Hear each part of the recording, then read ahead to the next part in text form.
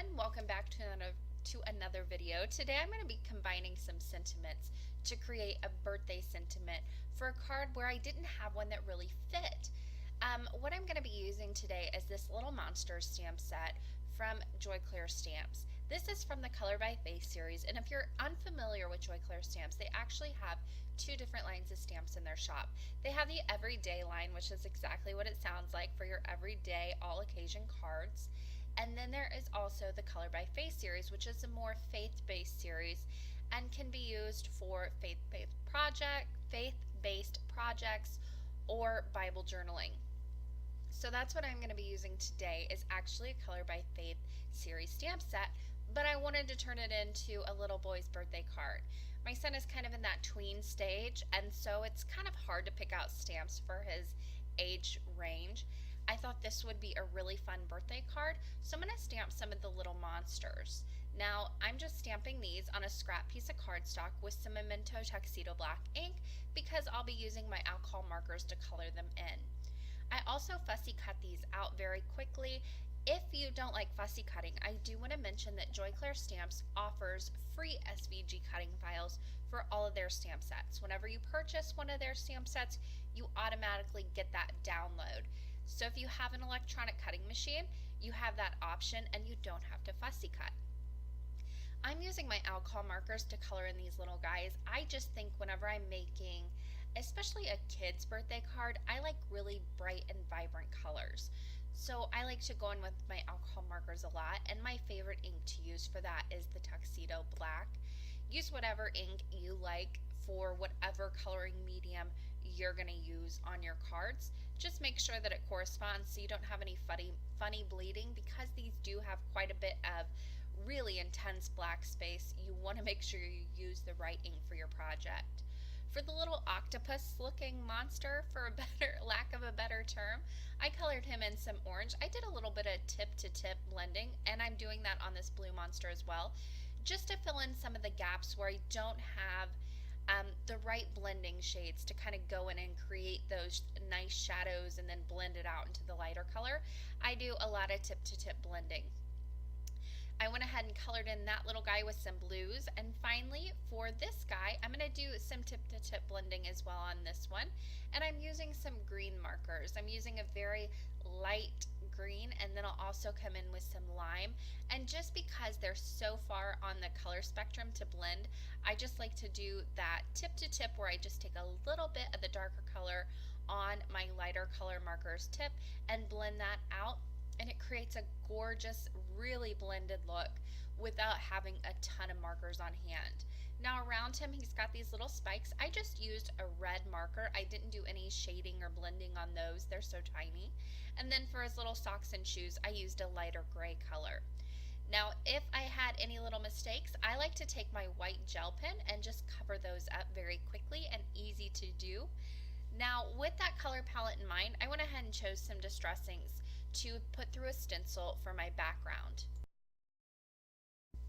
This is a pretty simple color combination. It's very boy, I guess you could say. It's blue, greens, and oranges.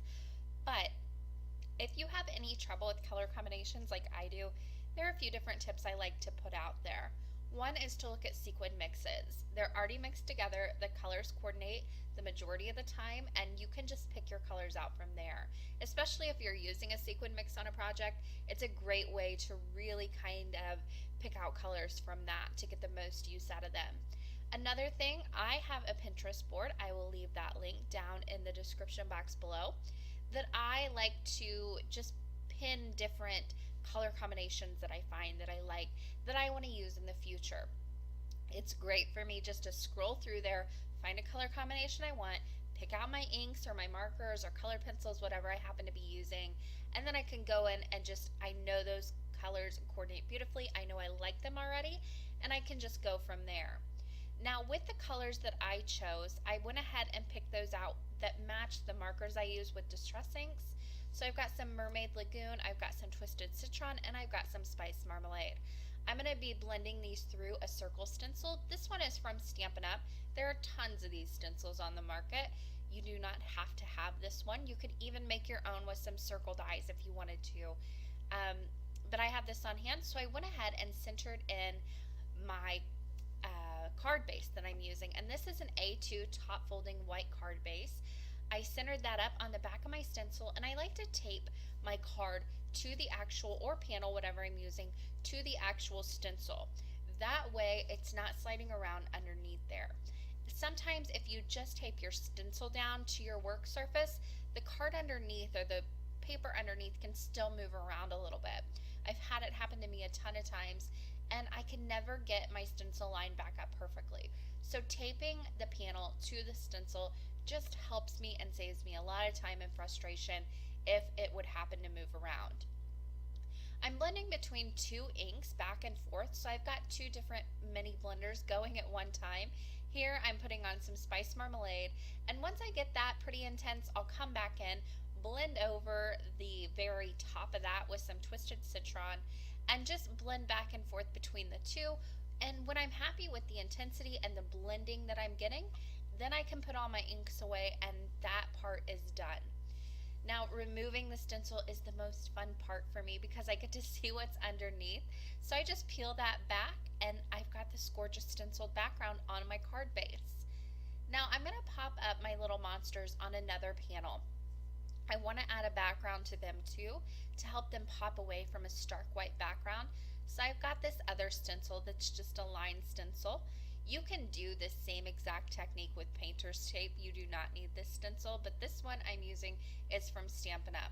I'm going to keep this pretty simple, and I am just sponging through some smoky, hickory smoke, I believe it is, gray distress ink. And this is just going to give those little monsters a little bit of pattern behind them, but it's going to be more subtle, and it's going to help them pop away from that card base and make them the focal point.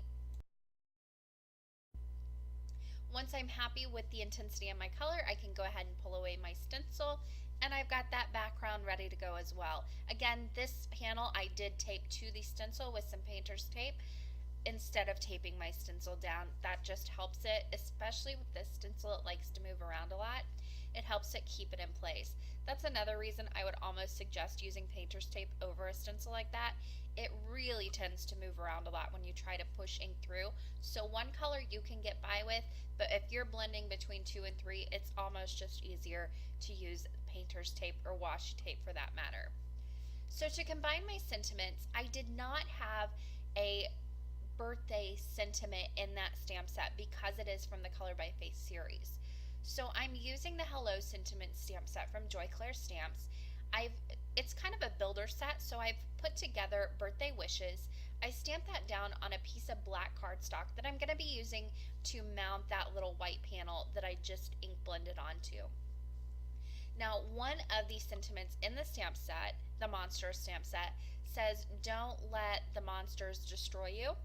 So I'm going to actually take some painter's tape and mask off the rest of the sentiment except for the word monsters. And then with that monsters sentiment, I'm going to mask off the S in that. So whenever I stamp this down, it's going to say Monster Birthday Wishes. I am heat embossing this with white embossing powder, so I prep my surface with my embossing bag. I'm inking up with Versamark. I'm going to remove that painter's tape before I even stamp this down, and then I'll stamp it right down onto my surface. Now, Versamark is a clear sticky ink, so it's perfect for heat embossing. It's my favorite to use. I'm going to sprinkle on some white embossing powder, and these, even though they're two different sort of fonts, they still go together very well. So I put those together, and whenever I laid out that monster sentiment, I made sure I did not mount it and stamp it down where everything was even. I just wanted the monster word to be even with the birthday wishes. So whenever you're kind of piecing sentiments together, make sure you keep that in mind. It was that easy to create a custom sentiment to go along with this birthday card and add just that extra little touch of really customization to your sentiments. So I mounted on that piece that I went ahead and added the hickory smoke ink onto, and I just mounted that right over the black cardstock. I've got a little bit peeking above the top, and then my sentiment down below. I adhered that straight onto the panel with double-sided adhesive, and then I adhered that panel straight onto the card base with more double-sided adhesive. These little monsters I am going to pop up with some fun foam and double-sided adhesive for a little bit of dimension and to help give them that shadow underneath to help pop them away from that background a little bit more. And then the outside was completely done. Well, I'll go back and put on a few little extra touches, but it's done as far as I need it to be to go ahead and decorate the inside. I always like to decorate the inside before I add any little glossy accents or nouveau drops to the outside, just because a lot of times you can really mess that up whenever you open up your card and it's not quite dry. On the inside, I'm using the Let's Celebrate stamp set from Joy Clair Stamps. It's got some great little balloons in it and the word celebrate. I went ahead and stamped the celebrate sentiment in black dye ink, and then for the balloons, I'm stamping them in the same distress colors that I used to do my stenciling on the card base. For the little tails on the balloons, I will be stamping those in the hickory smoke distress ink that I used on the other panel. And I just turned that little balloon tail every which way to get it to look a little bit different. Then there are these little confetti stamps in the stamp set. I'm just going to stamp those on the end of the balloon to kind of look like little curlies, and I am stamping those in the same hickory smoke distress ink. Once that was done, I'm just going to add a few little confettis on the inside of the balloon. These are also included in the Let's Celebrate stamp set. You can add confetti around the entire card if you wanted to, but I'm just going to add it in the balloon with that same hickory smoke distress ink. And that was that easy to stamp the inside of the card. It's ready to go. All my son has to do is sign his name. Now I added some enamel accents in black tie. However, what happened was one just kind of squirted out on me. I didn't test it out like I know I should. So it's completely my fault. Do not try and cover that up right with your gel pen at first. I tried to do that and it started bleeding into the gel pen. So I used my little scraper to scrape away what was left. Then once this dried, all I had to do was go in with a little craft knife, take away the top layer, and then color over that with white gel pen. And that little splotch that I got on my card is fixed. This card is still completely usable and ready to go to its recipient. I hope you guys enjoyed this video. This was a lot of fun to make this card, and I love the way the sentiment really came together. That does it for me today. Thank you guys so much for watching. As always, there are a few links on the left side of your screen you can click on. Happy crafting, everyone.